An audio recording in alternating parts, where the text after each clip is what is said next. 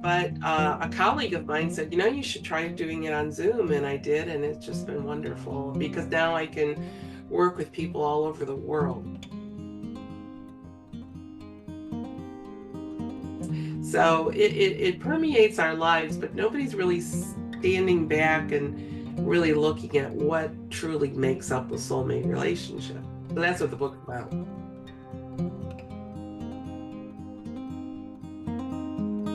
So, in one book, you'll find answers to what is a soulmate? What is a twin soul? Any question, the most common questions. I came up with about 30 of them.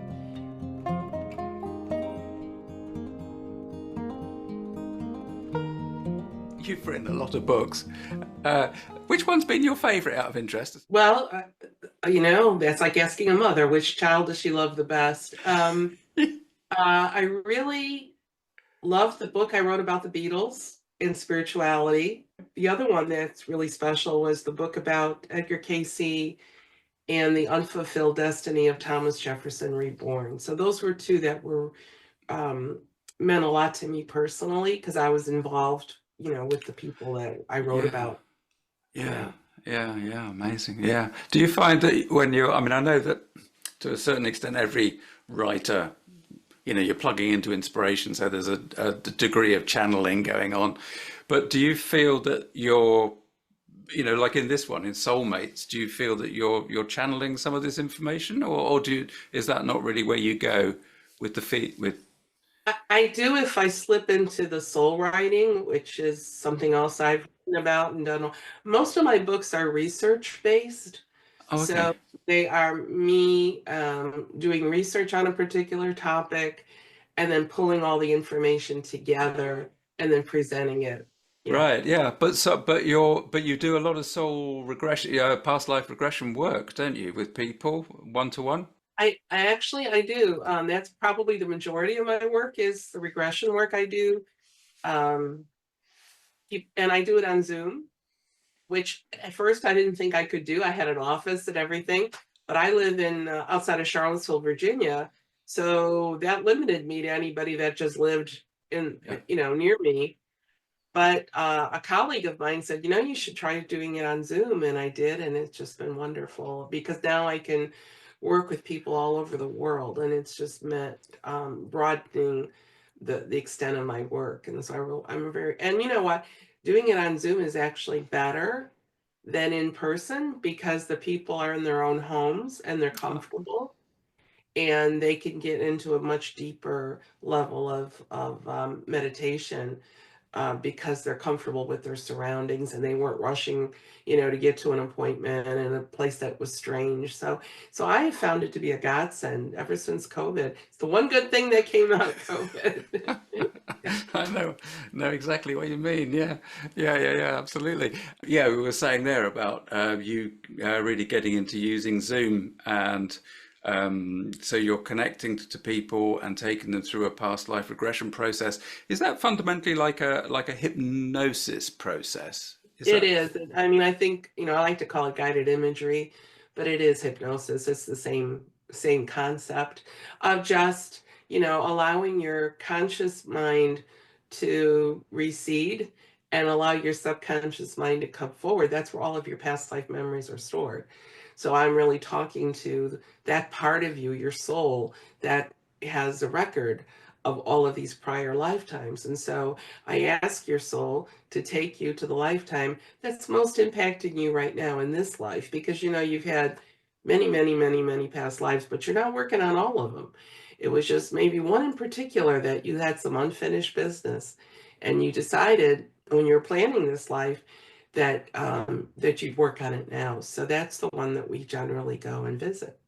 Yeah, so you've got this wonderful privileged position where you're actually talking to the soul energy of somebody when they come to see you with issues. Your latest book is called Soulmates and Twin Souls. Now, that's a particular aspect of the soul energy, isn't it? I guess. Can you tell us a little bit about that and what took you to writing that particular book? Well, it's interesting, Tim. I wasn't intending to write a book about soulmates, although, it's a part of everything that I do. But somebody very close to me had come to me and said that his wife had left him because she had done some research on soulmates. She was reading about soulmates or twin souls and decided he was neither one. And so she said, I'm going off to find my true soulmate. Well, he was really obviously upset about that. And he called it, it's a bunch of BS. And I thought, ouch, that's what I do for a living. What are you talking about? So I thought, you know what? There are so many people who don't understand what a true soulmate is because everyone, not everyone, but many people believe that it is a romantic partner. So it's like you feel as though you're not whole unto yourself until you find this other person. And somehow, miraculously, when they come into your life, you're going to be whole again. The way we were when we were first created. The irony is that you are already whole. You don't need anybody else. But that thought of being split in half has been around for thousands and thousands of years. If you look back on literature from ancient Egypt and Rome and all that. Um, so that people are looking for that. But a true soulmate is somebody who's simply been with you lifetime after lifetime after lifetime.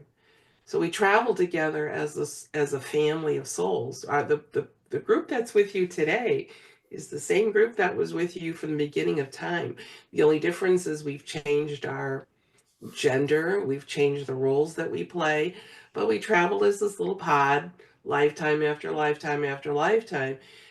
That enables us to know each other on a very intimate level. And we come into each other's lives in order to help. So, in other words, you say, oh, I'm going to come into my next lifetime because I need to work on the whole issue of abandonment.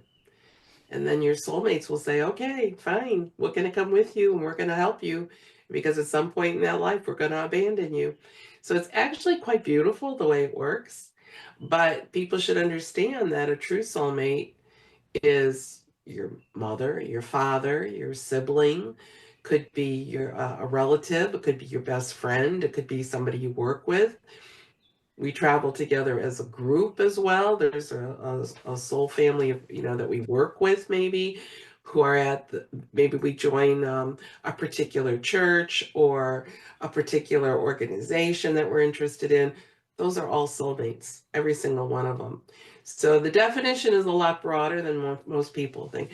And I also think the media has a lot to do with it because there are television commercials that reference soulmates and I've read it in magazine articles. There was something in the AARP magazine talked about soulmates. So it permeates our lives, but nobody's really standing back and really looking at what truly makes up a soulmate relationship. So that's what the book's about. Right, excellent. And before I forget, there was something there that you said, which was like you were going through, people that you work with and people in the church and all that Mhm. in the general community could be classified as soulmates. So, is that suggesting, or do you feel that that really means that basically everybody we meet that is of any significance to us is part Yeah. of that soul group? Right, exactly. We need to broaden our definition of that word. It's not many times it is a romantic partner, and I've written about some of the case studies in my book are about a they start out that way. They end up then turning from being a soulmate to a cellmate, what I call a cellmate, because they imprison us emotionally. And then the flip side of that, a lot of people use the term twin flame, which is a twin soul, and that's different from definitely different from a soulmate. So anyway, there's layers of this.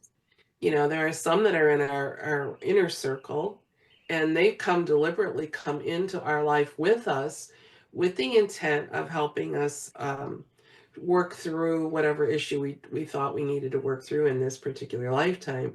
Now, whether they present challenges to us and to enable us to do that, or whether they're supportive of us, doesn't matter. That's still the role that they're playing. Yeah. You were saying earlier on that you actually do quite a lot of research when you're putting a book together. So this is based on case studies, this particular book, is that right? Yeah, mostly all of my books are based on case studies. So first of all, I look at what other leaders in the field on the leading edge of regression therapy have written. So I'll take apart, I'll take books, all of my books from my own library and other sources and see, well, who wrote what? What did Edgar Cayce say? What did Brian Weiss say? What did Dr. Michael Newton say? And then I'll sandwich that in the beginning as sort of the laying the groundwork. This is the topic we're going to explore. This is what these great thinkers in the field have said about it. But then I take it a step further, and because I am a past life regression therapist, all I have to do is put out the word that I'm doing a research project, and I don't have any problems getting volunteers. So then I'll have volunteers. I'll say, I'm looking for someone who has knows that they've had a soulmate relationship with somebody in their inner circle. And so I picked 10 people. So we did a past life regression with them to uncover the lifetime in which the issues that they're working on now first began. And then we taught, and then we did some soul writing, which is basically writing in an altered state of consciousness, which is something else that I teach besides regression work. I was amazed because I was out of those 10 people. I had one who had a soulmate relationship with her mother. I had another that was a sibling rivalry, so it was a brother-sister relationship. Most of them, one was uh, they had been a niece and an uncle in a previous life, and in this life they were married. So it was more of those, more of the soulmate in the traditional sense of falling in love and getting married, all that. Um, and then I had one at the very end that really surprised me. She kept saying that she and her other half, so to speak, were mirrored souls. I'd heard the term mirrored souls, but I wasn't quite sure how she was defining it. And and as it turned out, this was going to be her last lifetime. I have a lot of, over 35 years, I've just done hundreds and hundreds of regressions, and very seldom do I find somebody who this is truly their last lifetime. A lot of them like to think so, and they'll say, I'm not coming back. This is it. I'm done. And I'll say, really? You have nothing else to work on? And but I think in her case it was. So I put her at the very end of the book. It sort of, pulled it all together. So I was really fascinated by, and they had a long distance relationship for the longest time because she was in Chicago and he was in Morocco. And they had this etheric Mm. relationship kind of going on, which was fascinating to me. So yeah, it really, so based on all of that, I like to think, Tim, that it's not me pontificating to you about a soulmate relationship or a twin soul relationship or a cellmate relationship. It's really you learning from other people. They're telling you their story. And if their stories overlap and there's a common theme or a common pattern, then we learn from that, right? We pick up on that. So that was the purpose of the book, was to set the stage with experts in the field and then allow these 10 volunteers to tell their stories. Wonderful. And you mentioned twin flame. Just recap for me again. What the aspect? What's that about? How's that differ Um, to so soul? the twin soul or the twin flame is different in that you only have one of those. So you have many, many, many soulmates, but you only have one twin soul. This is a soul who's come in to work on the same issues that you're working on. So you're double timing it, teaming up together. Um, so they have the same mission and the same purpose, but you're in a separate body. They don't necessarily have to, you don't even have to meet them in this life. They could be off doing the same work you're doing someplace else. Sometimes a twin soul will work from the other side, so they're still in the afterlife and they're offering you some guidance. Um, and like I said, they don't have to be incarnated at the same time as you, but they have the same purpose. Anybody who knows Edgar Cayce and his work, I don't know how many of your listeners do, but his twin soul was his secretary Gladys Davis, not his wife Gertrude, but his secretary Gladys. Because when Mr. Cayce died, Gladys's entire focus was on safeguarding the readings that Cayce did. So she kept his work alive. She kept his legacy going. That was her purpose. So in that case, they were definitely twin souls. And they're not always a romantic relationship either. Most of the time they're not, as a matter of fact. So yeah, so there's a difference, and yet there's a lot of similarities between a twin soul and a soulmate. Okay, so with the past life regression, and particularly in reference to this, to the soul work that we're talking about in the book, the is there kind of like a similarity of problem that you see with people that come to you for your work? Yeah, I mean, I see patterns all the time where people are repeating the same pattern. Um, you know, you could tell by the comments that they make. Um, I'm not good enough. I Ah, wish I had done more. I never got to finish. I got sidelined. I'm going to get back at them. Um, I had no control over my life. So you listen with a little bit of a discerning ear to the things that they're saying. We do a pre-session conversation, so I get to know a little bit about why they're coming, because I don't do this for entertainment purposes. no, To me, this is sacred work, and yeah. so I really want to narrow down, what is it you're hoping? And most people, honestly, what they'll say to me is, I don't know why I'm here.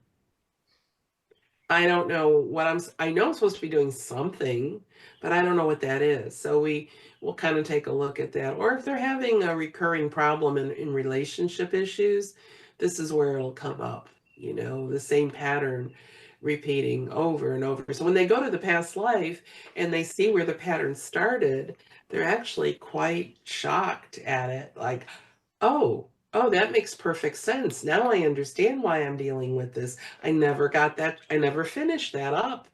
I left that undone and I brought it in with me to work on. So it's very, revealing, and it's very transformative. I think, unlike traditional psychotherapy with past life work, you usually only have one session. Ah, And that's because you go to the origin of the issue. And many times just seeing the origin of it will heal it, will release it. So it's very humbling work for me, especially when people get their aha moments. I yeah. really know then that this has worked for them. Yeah, So yeah, so really, what you're saying is that you are taking people back to the origin of the trauma in the same way as a psychotherapist that's just dealing with this life would try to right, find the origin of that trauma in this life, and it's right. exactly the same process of healing because the person, the soul energy, effectively of the person that's sitting there with you, recognizes that as being the truth, and and then the energy is rippling through their existence. So Well, sure, yeah. that's amazing. Yeah, I mean, I had one person in the book who had a history with the soulmate that she was with now in this lifetime, where uh, he had killed her multiple times in previous lifetimes, and it was always involving her throat. So Right. she had a lot of throat chakra trauma, right? And but the message that she got over and over again was, if I don't do what he wants me to do, he's going to kill me. Uh, Now, of course, in this life, that's far from the truth, right? That wasn't going to happen. But it was planted in her head because she had experienced that at his hands before. So uncovering that healing that, letting that go, understanding that was then, that isn't now. You need to stand up for yourself. You need to find your voice is very, very healing. A lot of these people that come in with these repeated patterns like that will end up ending their marriages in this life because they realize that even though they love, I think one of my chapters is called "What's Love Got to Do with It?" Ah, Because you can still love somebody but not necessarily be with them because they actually are a cellmate, not a soulmate. So a cellmate comes in the disguise of a soulmate. They look like a soulmate, they act like a soulmate, but their purpose is to keep you emotionally imprisoned. So they're going to keep their thumb down on you, stop you from being all that you could be. And they're going to press your buttons all the time. It's the same buttons they pressed before. So it's up to you to recognize that and then do what you need to do to declare your freedom and work your way through that so that you're no longer subservient to their energies and their whims, and you break free of this imprisonment that you're in with them. But also I don't want to make them cast them as villains necessarily because they're not. You've agreed to this relationship. You've agreed in your pre-life planning session that they were going to come in and they were going to offer you these opportunities for growth through X, Y, and Z, and so in that way, they're helping you, but in many ways, they're helping themselves too. I mean, they're learning just as much as you are. So it's a very intricate, but very transformational kind of interaction. in all of this work and all of your encounters with the soul energies of all these different people that you've worked with, in any of the aspects of your work, have you had any insight into that process that goes on that we have no idea about in that other realm, in the well, in the other life, that whole kind of process of agreement? Oh yeah, oh yeah. Dr. Michael Newton did extensive studies of the pre-life planning. Well, he calls it life between life. Yeah. I call it the pre-life planning session. So in some of the sessions that I do with people, if they ask if they want to do it, we will go to the afterlife. So we'll go to the past life that's most impacting them now. Then I'll bring them back to the here and now, to the current life. Then I'll back them up so they get younger and younger and younger, and then they go into their mother's womb, then they go out into the afterlife, and then I'll start asking questions about what's it like to be in the afterlife. I did a whole research project on that for my book. I did it to myself again to show that we are responsible for what goes on in our lives. We plan this. We worked with the Council of Elders, which is like the equivalent of guidance counselors at school. We looked at the report cards from our previous lifetimes to see what classes we didn't pass, what classes we have to do over, what classes we don't need to repeat. And then we design a life, and the life that we designed, everything is taken into consideration when we pick our parents. I mean, I love telling my children that they picked me, you picked me. I don't know why, but you did. Um, we know what socioeconomic conditions we're going to be born into. So you know what country you're going to be born into. You know what level of wealth your parents will have or won't have. You'll know if you're prone to certain illnesses. You'll know if you have this extended family. So all of that is taken into consideration. Of course, you come into this life then with free will. Mm. You state your soul's purpose while you're in the afterlife. The Council of Elders are going to help you. Okay, tell me what's your soul's purpose going to be in the next lifetime. For me, it was to empower and inspire through the written word, which is why I'm continuing to be a writer. I've been a writer in many other lifetimes as well. So I'm just continuing that in this lifetime because I just love doing research and writing about it. So free will and fate,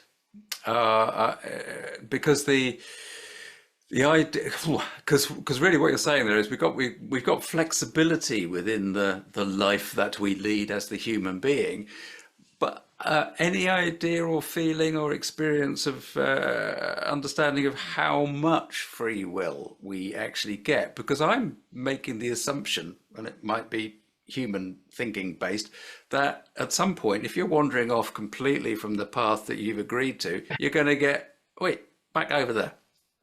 Yeah, yeah, yeah. I write about that extensively in my book about Edgar Cayce and the unfulfilled destiny of Thomas Jefferson Reborn. That's a really good example of free will. Mr. Casey did a reading on a baby who was 2 days old in 1936 and said that that soul in that baby's body had been Thomas Jefferson and Alexander the Great in prior lifetimes. Now, that's pretty heavy for a 2 day old baby to have, right, to deal with. And he said in that reading, this soul could do for the world what Thomas Jefferson did for this country. Wow, right? I mean, think about it. Thomas Jefferson wrote the Declaration of Independence. He's the one who set us on the course that we're on. And so to tell a 2 day old, but you could do now you could do that for the entire world. You have that ability, that capability. Well, Mr. Casey added, provided that his parents raised him a certain way. He had to have a Mm. certain education, be around certain people. Well, Mr. Casey died when TJ was just 8 years old.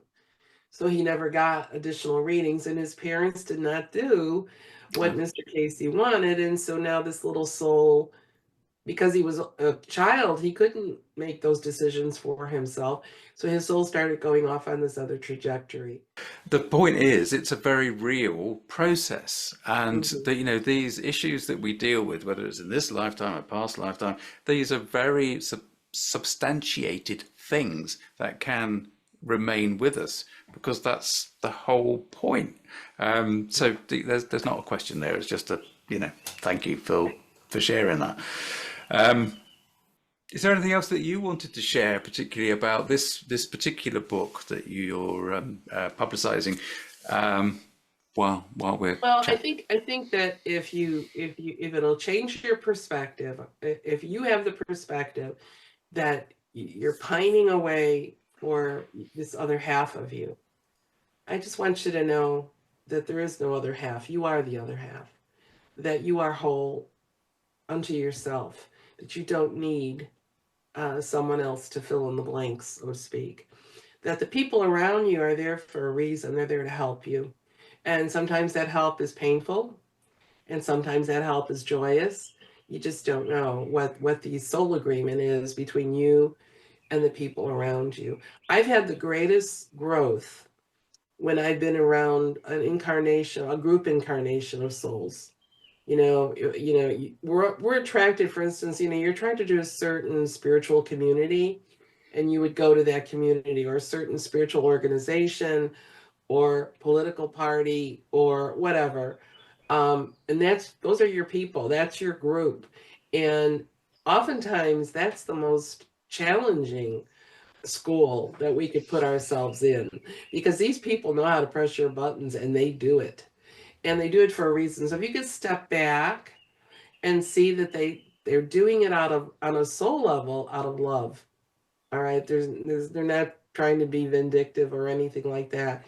They really want your soul to succeed. They really want you to get past whatever issue you're dealing with. And if they can help you by giving you a little shove, that's what they're there to do. So if you could step back and look at them that way and then say to yourself, well, what did I learn from this? What was the lesson in this for me? And then you can move past it and you won't have to deal with it again. That's the beauty of this work. That's why I say for most people they only need one session, and they uncover the origin. It's like it's like an onion. You're just getting to the core of it, right? So past life regression work, it's right to the core of it. And I offer a lot of different kinds of regression, so it depends on what you're dealing with. Some people are dealing with chronic illness, and they want to see if the chronic condition they're dealing with today originated in a prior life. So we do a physical karma regression on those folks. And others are just uh, wanting to see what's the lifetime that's most impacting them. Some people want to look at that and then go deeper by doing the soul writing, and then others want to do the pre-life planning session and find out what did they plan for this life? What is it that they set into motion? And then sit back and appreciate it for what it is, and because it's really quite beautiful when you think about it. Oh, that's lovely. Yeah, amazing. So, what's next for you? What's your next project, do you think? Well, I decided I was going to relaunch my soul writing book. That was the first book that I ever wrote. Soul writing, as I mentioned, is a written form of meditation, and it's quite powerful. And I'm redoing that because I've got a lot of new information that's come forward since I wrote the book 14 years ago. But I'm also trying to finish up this book that I started a while ago. It's called "Why Are There So Many Cleopatras?" It's answers, it's answers to commonly asked questions about reincarnation. So in one book, you'll find answers to what is a soulmate, what is a twin soul, any question, the most common questions. I came up with about 30 of them. And so I'm working on getting doing all my research and putting it into some semblance of order. So I'm hoping I'll get that done within the next year. If anybody wants to get a hold of me, if you want a regression, just visit my website. It's joannedimaggio.com, and you could read about the different sessions that I offer, and you can book one right online. It's very easy. So I look forward to hearing from you.